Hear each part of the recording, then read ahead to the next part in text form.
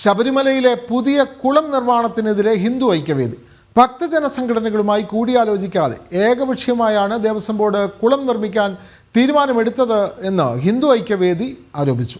സുരക്ഷാ പ്രശ്നങ്ങളുള്ള സ്ഥലത്ത് കുളം നിർമ്മിക്കുന്നതിൽ നിന്നും ദേവസ്വം ബോർഡ് പിന്മാറിയില്ല എങ്കിൽ സമര പ്രക്ഷോഭങ്ങൾ ശക്തമാക്കുമെന്നും ഹിന്ദു ഐക്യവേദി അറിയിച്ചു.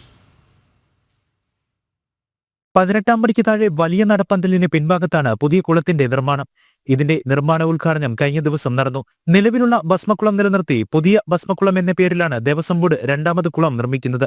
ഇതിനെതിരെ തുടക്കം മുതൽ ഹൈന്ദവ സംഘടനകൾ എതിർപ്പ് അറിയിച്ചതാണ്. തൂക്കായം പ്രദേശത്ത് കുളം നിർമ്മിച്ചാൽ മണ്ണിടിച്ചിൽ സാധ്യതയുണ്ടാകുമെന്നോ നിർമ്മാണത്തിൽ നിന്നും തിരുവിതാംകൂർ ദേവസ്വം ബോർഡ് പിന്മാറണമെന്നോ ഹിന്ദു ഐക്യവേദി ആവശ്യപ്പെട്ടു. ഹൈന്ദവ സംഘടനകളുമായി കൂടിയാലോചിക്കാതെ കുളം നിർമ്മിക്കാൻ ഏകപക്ഷീയ തീരുമാനമെടുത്ത ദേവസ്വം ബോർഡിനെതിരെ സമരപ്രക്ഷോഭങ്ങൾ ശക്തമാക്കുമെന്നും ഹിന്ദു ഐക്യവേദിയുടെ മുന്നറിയിപ്പ്.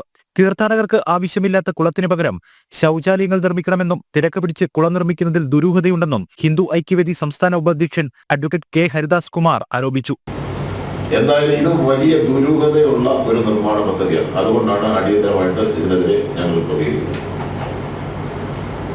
ഒരു ഹൈന്ദവ സംഘടനകളോ ഭക്തജന സംഘടനകളോ അയ്യപ്പന്മാരോ ആരും ആവശ്യപ്പെട്ടിട്ടില്ല ശബരിമലയിൽ അടിയന്തരമായിട്ടൊരു കുളം നിർമ്മിക്കുന്നത്.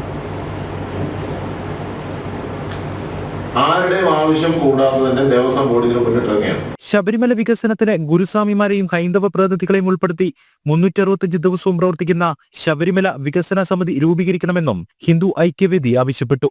ജനം, പത്തനംതിട്ട.